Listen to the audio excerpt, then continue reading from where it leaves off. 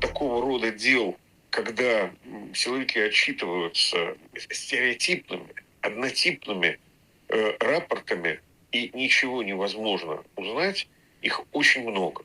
Чечня здесь выделяется тем, что уже с давних пор много списывают на убитых, которые сами ответить ничего не могут и прокомментировать ничего не могут.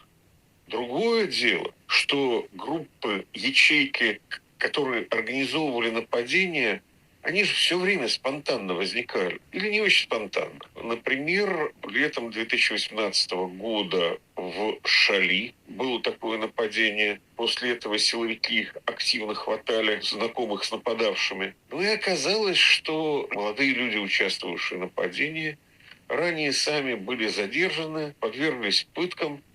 Ну и таким образом силовики их, можно сказать, прямо толкали на путь вооруженного сопротивления.